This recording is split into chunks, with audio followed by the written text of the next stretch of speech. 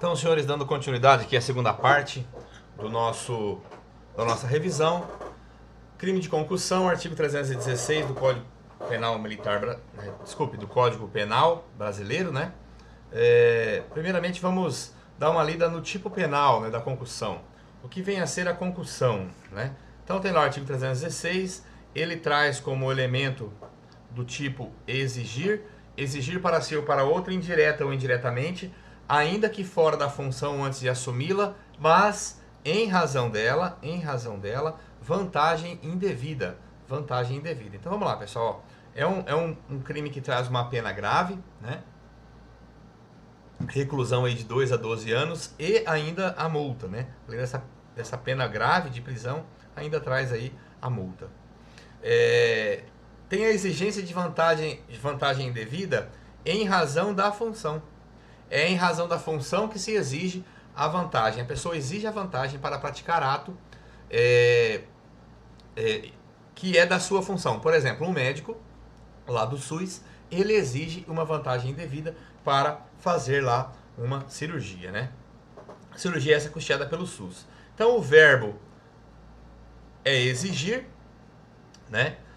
E aí uma pergunta, o funcionário público de férias ou de licença, ele comete o crime? Sim, ele comete. Por quê? Porque ele ainda exerce a função. Então ele sim comete o crime, né? Outra pergunta, deve ter valor econômico a vantagem indevida, né? Deve ter valor econômico ou pode ser uma outra? Aí aqui nós temos duas correntes, né? A primeira corrente diz o seguinte, ó, não precisa ter vantagem econômica por duas razões. Primeiro, a lei não exigiu expressamente, estamos falando aqui do princípio da estrita legalidade do direito penal, e depois não é um crime que está no capítulo dos crimes contra o patrimônio, é um crime contra a administração pública. Logo, qualquer vantagem, né? Seria lá considerada indevida e tipificaria o crime, né? Essa é a posição majoritária. Posição majoritária defendida por Júlio Fabrini Mirabete, Nelson Hungria, Luiz Regis Prado, Rogério Greco e outros grandes nomes aí do direito penal brasileiro. Há ainda uma outra corrente que defende que sim, que deve sim esta vantagem ter um valor econômico, né? Porque quando o legislador inseriu lá vantagem indevida, quis associar a um valor econômico. Não é a posição majoritária aí da doutrina, né? É uma corrente minoritária defendida lá por Damásio Evangelista de Jesus, Celso Delmanto e outros também. Aí a pergunta, a vantagem deve ter relação com a função do agente? Sim, é necessário ter o nexo funcional. Aqui, ó, perceba, digamos que o camarada é escrevente do Tribunal de Justiça e ele recebe uma vantagem devida para fazer uma cirurgia. Não teria lá uma concussão, mas sim um outro crime, estelionato, por exemplo, porque eu não tenho nexo funcional daquela exigência para como condição de se praticar um ato, né? E não tenho nexo funcional, então eu tenho que sim, né, que ter lá a relação com a função do agente. O agente exige vantagem para fazer algo de sua atribuição, né? Por exemplo, o médico que exige vantagem devida para realizar uma cirurgia, sendo que essa cirurgia já é lá custeada pelo SUS, né? Se não for a atribuição, não é concussão. Pode ser um outro crime. Por exemplo, o enfermeiro exige lá vantagem indevida para realizar uma cirurgia, né? Enfermeiro não realiza a cirurgia, logo nós vamos ter um crime de estelionato, né? Artigo 171 do Código Penal Brasileiro e não o crime de concussão. A consumação ela se dá com a mera exigência, porque é um crime formal. É um crime que ele tem um nexo normativo, tão somente não tem nexo causal, né? Então, ele vai se consumar com a exigência, sendo a entrega da coisa um mero exaurimento, né? Um mero exaurimento, inclusive decisão aí do STJ nesse sentido, conforme nós discutimos em sala de aula. A tentativa ela é possível como exceção, porque via de regra, o ato executório do crime de concussão, ele é exigir, e exigir verbalmente. Então, digamos assim, ó, digamos assim, que essa exigência como condição de prática da conduta, ela se deu por escrito, ou um e-mail, ou uma carta, e foi interceptado. Aí eu teria a possibilidade, como exceção, da modalidade tentado. Mas via de regra, não, porque é um crime unissubsistente, né? Quando ela passa a não ser oral, né, a não ser verbal, a conduta é de um crime plurissubsistente que se divide em várias partes, né? Na verbal não, porque é um crime lá unissubsistente, conforme o conceito lá estudado lá atrás, né, no início da matéria da parte propedêutica do direito penal, né? Algumas questões, fala assim, ó, se o funcionário público exige de alguém alguma vantagem indevida e acorda com o terceiro para que este vá à casa da pessoa para receber o dinheiro. É assim, ó, eu vou lá, e exijo, como funcionário público, uma vantagem indevida de alguém, mas eu exigi consuma o crime, né? Mas eu não vou lá buscar, eu peço para o Joãozinho, meu amigo, Joãozinho vá lá, em tal local, tal endereço, pegue lá 5 mil reais, que é a vantagem indevida que eu exigi para a prática de um ato funcional. O Joãozinho vai lá. E aí? Né? O Joãozinho, ele é coautor ou é partícipe? Né? Veja só, neste caso, ele é coautor ou é partícipe? Pergunta, né? Lembrando que lá nos artigos 29, 30 e 31 do CP, nós estudamos o concurso de pessoas, vimos que o concurso de pessoas se divide em participação, autoria e coautoria. Essa resposta aqui, senhores, é nenhum dos dois. Por que nenhum dos dois? Porque o crime já estava consumado. Olha a pergunta, gente. O terceiro será coautor ou partícipe no crime de concussão? Nenhum dos dois, porque o crime já se consumou e eu só posso ter concurso para o crime que ainda não consumou. Então, isso aqui fica mais claro quando nós recordamos lá o iter criminis, né? Que é o caminho do crime. Então, o crime é dividido em várias partes. Primeira parte é a cogitação. Surge na cabeça do indivíduo lá, né, a ideia da prática do crime. Doloso, lógico, né? Depois eu tenho a preparação. Depois eu tenho a execução. Depois eu tenho a consumação. Perceba que eu só posso concorrer para o crime até aqui, ó. Depois que o crime foi consumado, não há mais que falar em concurso de pessoas. Mas e aí? Aí esse terceiro não vai responder por nada? Vai responder por um crime, mas não pelo crime de concussão. Nós temos lá um crime de favorecimento real, previsto lá no 349 do Código Penal. Mais uma coisa importante sobre a concussão também, né? O crime de concussão ele é muito parecido com o crime de extorsão, e o que diferencia os dois é o elemento violência ou grave ameaça. Se eu tiver a conduta de exigir vantagem indevida mediante violência ou grave ameaça, eu tenho o crime de extorsão e não o crime de concussão, né? Então, o próprio STJ já diz, né, que se empregar violência ou grave ameaça, o STJ entende que responde pelo crime de extorsão e não pelo crime de concussão. Princípio da especialidade é quando a conduta se encaixa perfeitamente no verbo, porém nós temos lá uma condição pessoal do agente que muda essa tipificação. Olha só, eu sou policial militar, eu vou lá e exijo vantagem indevida de um particular para a prática de ato que é a minha atribuição funcional. A minha conduta aqui no mundo fenomênico, ela se amolda perfeitamente ao que está descrito lá no 316, porém eu sou militar. Por eu ser militar, eu não vou estar no CP, e sim no CPM.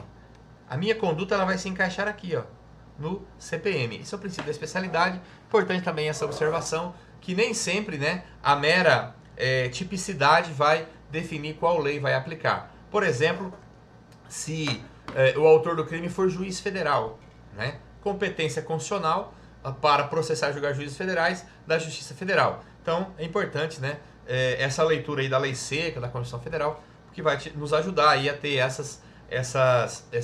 a verificar essas particularidades todas. Então, avançando, senhores, avançando aqui, na segunda parte da nossa revisão, importante que o crime de concussão, ele tem os seus parágrafos, né? Eu tenho uma tipicidade no caput, que é a concussão, e eu tenho no parágrafo 1º o excesso de exação, né? O que diz o excesso de exação? Olha só, se o funcionário público exige tributo ou contribuição social que sabe ser indevido, ou quando devido, emprega cobrança meio vexatório ou gravoso. Então aqui eu tenho dois tipos. Eu tenho dois tipos aqui no 316, parágrafo 1º. Eu tenho quando o tributo não é devido, e o funcionário público cobra para os cofres públicos, e eu tenho quando o tributo é devido, porém, a cobrança emprega meio vexatório ou gravoso para que ocorra, né? O que significa isso aqui, senhores? Significa que pode sim ser feita a cobrança, porém não por esses meios. E a pena, senhores, ela é pesada. A pena é pesada. Perceba que a pena aqui, ela é de 3 a 8 anos de reclusão. Então vou dar um exemplo prático aqui. Eu sou morador de Porto Velho e a prefeitura lança lá uma lista dos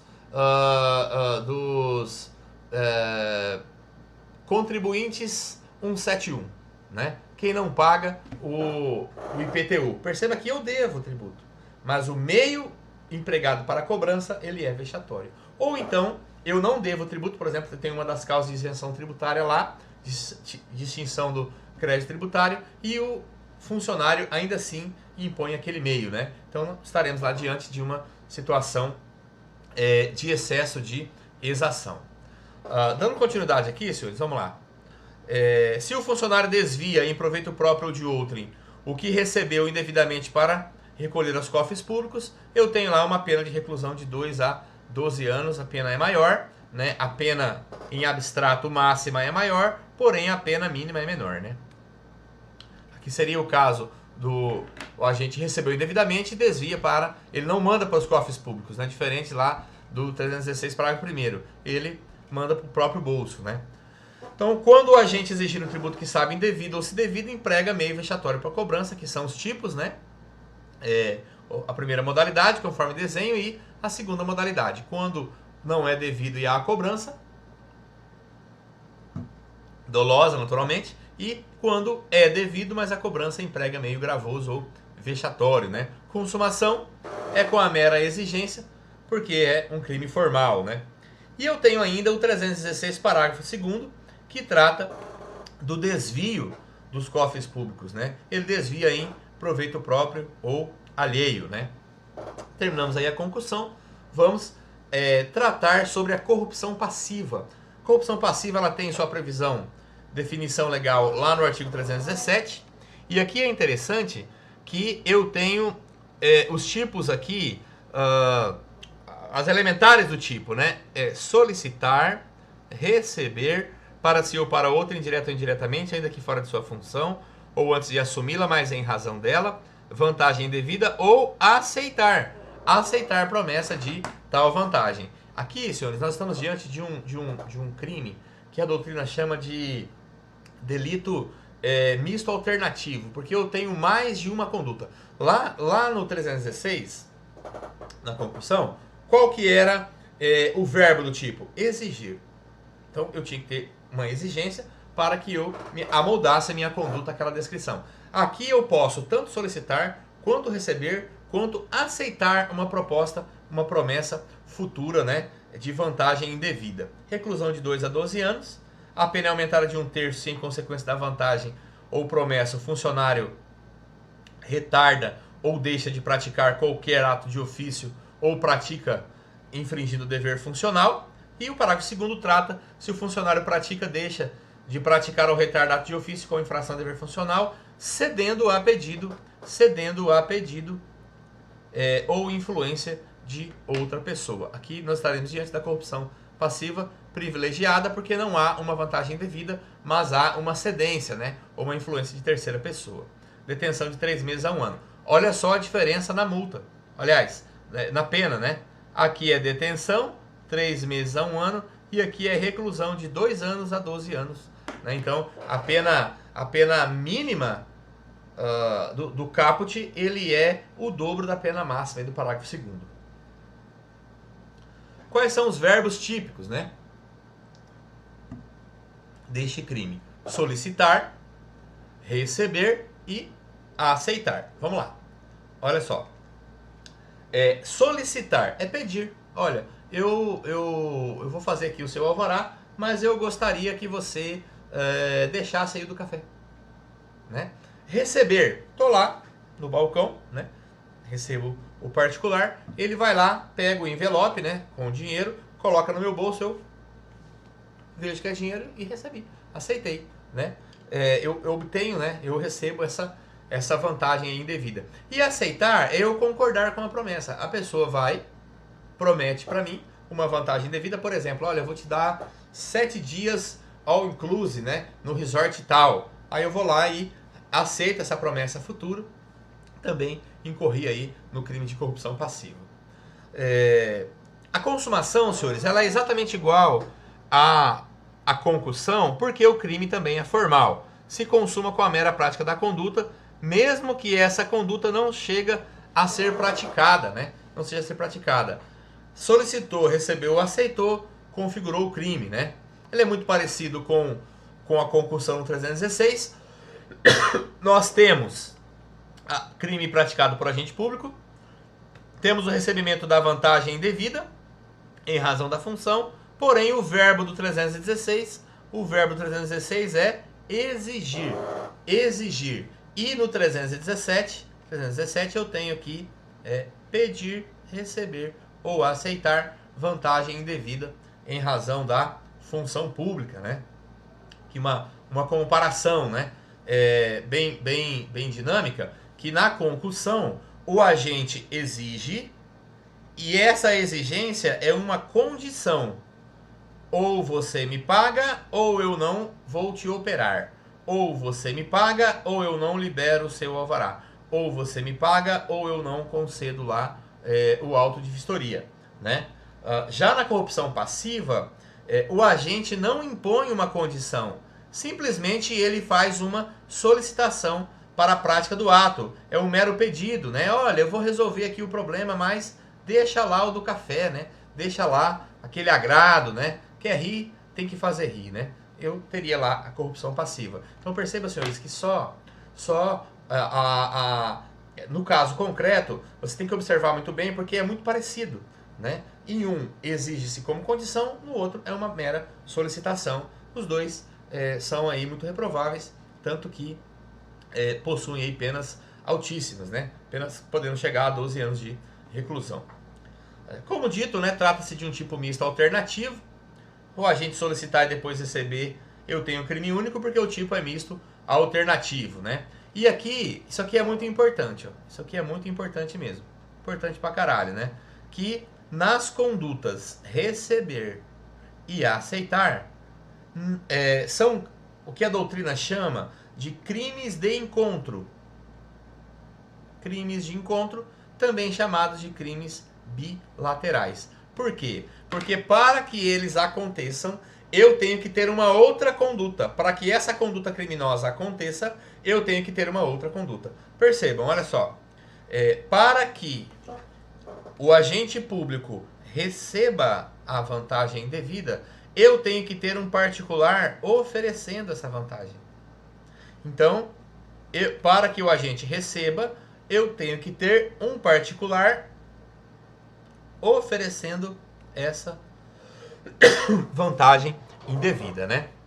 Da mesma sorte, o outro tipo, para que o funcionário público aceite, eu tenho que ter um particular que prometa, né? Aqui eu tenho o chamado tipo misto, aliás, desculpe, o crime de encontro ou os chamados crimes bilaterais. E é importante ressaltar que isso só acontece nesta direção, do 317 em direção ao 333, que é o crime de corrupção passiva. É um crime contra a administração pública, porém, corrupção ativa, digo, porém praticado por particular.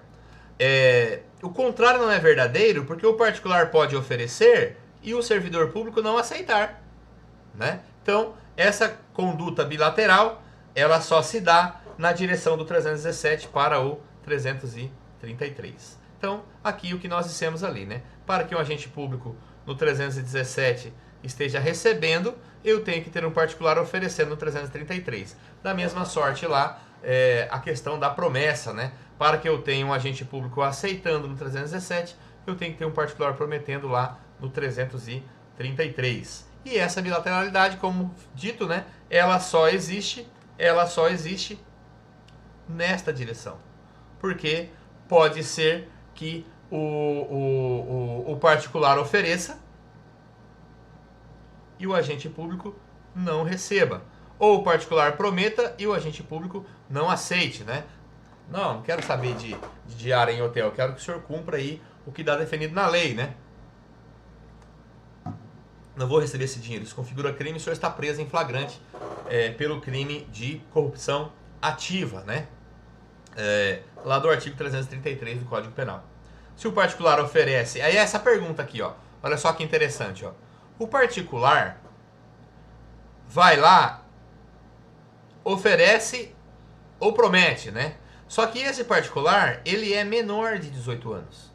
Nós sabemos que o menor de 18 anos, ele não pratica crime. Isso por expressa definição constitucional. Artigo 228 da Constituição Federal diz que o menor de 18 anos, ele é penalmente inimputável. Né? Perceba, senhores, esse menor, né, ele foi lá e ofereceu para o particular. O crime do 317 persiste? Preste atenção na pergunta, ó. O crime do 317 persiste. O que pode não acontecer é o crime do 333, porque o menor não comete crime, mas o 317 persiste. O menor vai cometer aqui um ato infracional. Um ato infracional que, segundo o ECA, é aquelas condutas descritas como crime ou contravenção penal, né? A vantagem indevida é todo benefício contrário ao direito. Pergunta: deve ter valor econômico? Aí nós temos duas posições, da mesma sorte que tem na concussão, né? A primeira diz que não, pode ser qualquer tipo de vantagem, porque não é um crime contra o patrimônio, a lei não é expressa, né? Essa posição, ela é amplamente dominante, né? Então, a maioria da doutrina citada aqui e outras entende que não precisa ter valor econômico, mas nós temos também uma segunda corrente lá, defendida por Nelson Hungria, que diz que sim, que ela tem que ter valor econômico porque é resultado de uma interpretação teleológica, né? Qual seria o espírito da lei quando ela foi escrita, né? Nós temos o parágrafo 1º como uma causa de aumento de pena, que só se aplica ao caput. Estudamos, né, lá entre os artigos 59 e 68, a aplicação da pena, sabemos, né, o que é uma causa de aumento de pena. Então, quando o funcionário público vem de fato a fazer, retardar ou deixar de fazer, né, coisa em razão dessa vantagem indevida, né. Já o parágrafo 2º é aquele caso onde eu tenho não uma vantagem indevida, mas um pedido, uma influência de alguém. Aqui no parágrafo 2º não há vantagem indevida. Há lá uma amizade, uma camaradagem, né? Isso aqui é chamado de corrupção passiva privilegiada. Corrupção passiva, isso aqui é importante pra caralho, né? Por quê? Olha só. Uma das elementares do tipo penal do 317 é a vantagem indevida solicitada, recebida ou aceita por servidor público, funcionário público. Mas no parágrafo 2º, eu tenho uma modalidade de corrupção passiva onde não há vantagem indevida. O que há é um aceitar o pedido, a insistência, se submeter à influência de alguém. Eu não tenho vantagem indevida. É por isso que a pena é muito menor e é dado o nome de corrupção passiva privilegiada. Tem ali um imbrógliozinho, porque você pode confundir com a prevaricação. A diferença entre a corrupção passiva privilegiada e a prevaricação é que na prevaricação o agente deixa de praticar o ato, para satisfazer interesse pessoal, subjetivo. E aqui não. Ele deixa de praticar o ato, retarda ou pratica, cedendo à influência, cedendo à amizade, cedendo a um pedido de um terceiro, né? Importante isso aqui também. Para encerrar o tipo penal, o princípio da especialidade, né? Por exemplo, se um policial militar praticar essas condutas, embora estejam previstas no 317, ele vai ser enquadrado lá no 308 do CPM, justamente por causa desse pedido, né? Aí aqui as diferenças. Qual a diferença entre corrupção passiva e prevaricação? Né? Na prevaricação, não há vantagem indevida. O que tem é a satisfação de um interesse ou sentimento pessoal.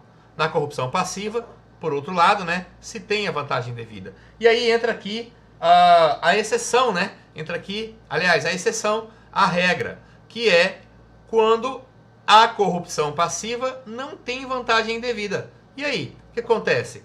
É simples, ó. Não tem vantagem indevida, mas se tem a cedência de pedido ou de influência de outrem. Não é para satisfazer, não é para a satisfação, não é para a satisfação de interesse ou sentimento pessoal. Por conta disso não é prevaricação, e sim corrupção passiva privilegiada.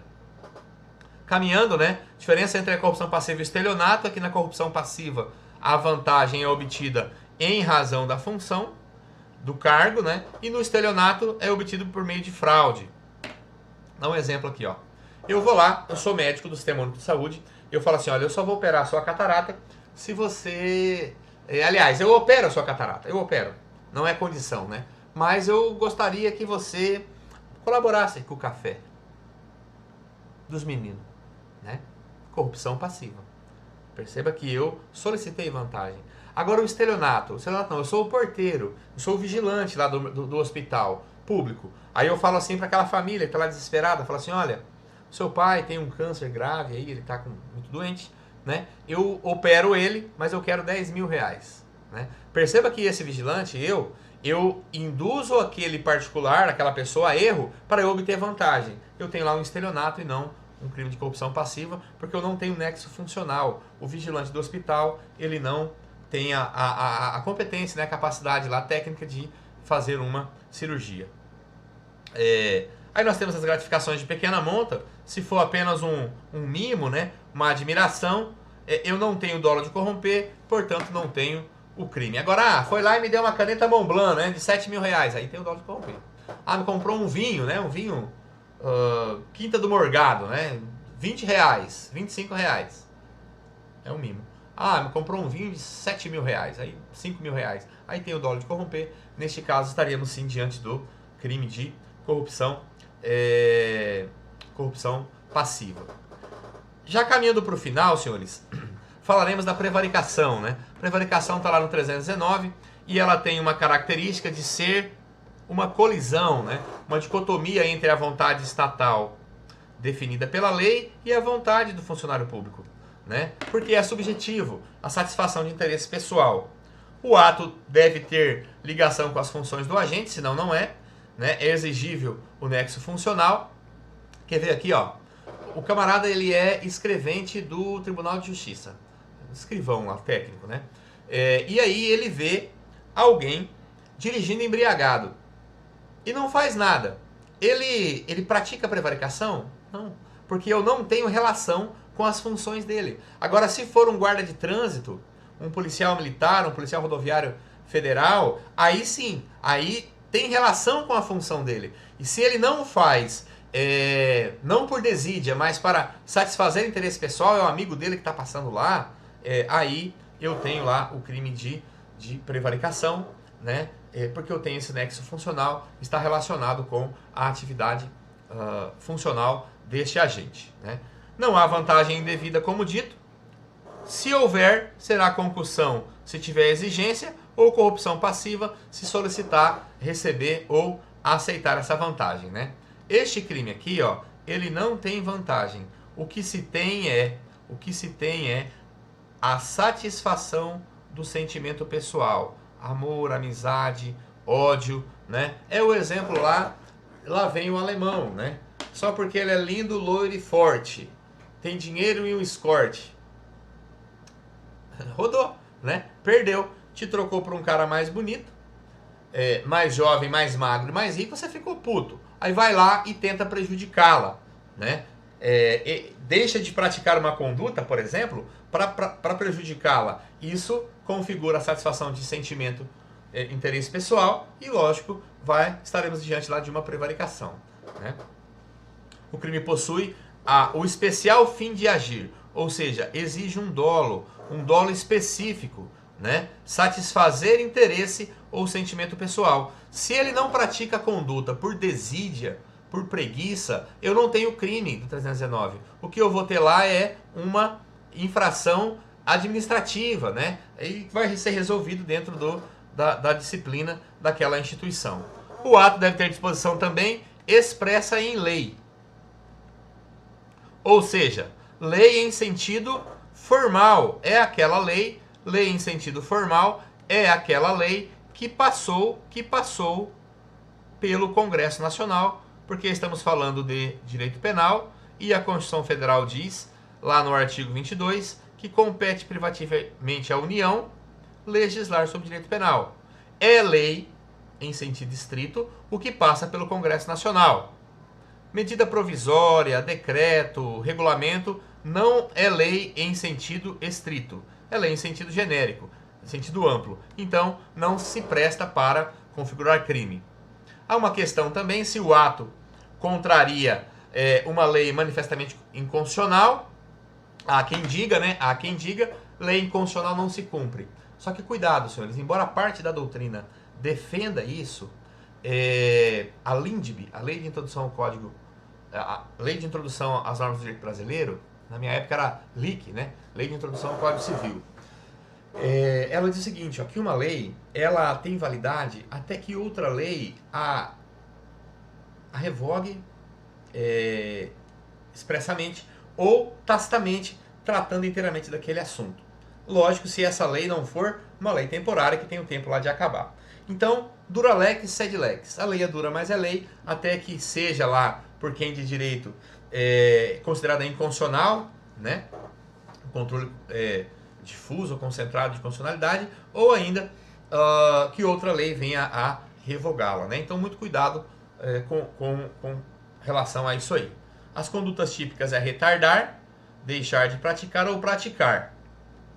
Perceba que na prevaricação eu tenho dois tipos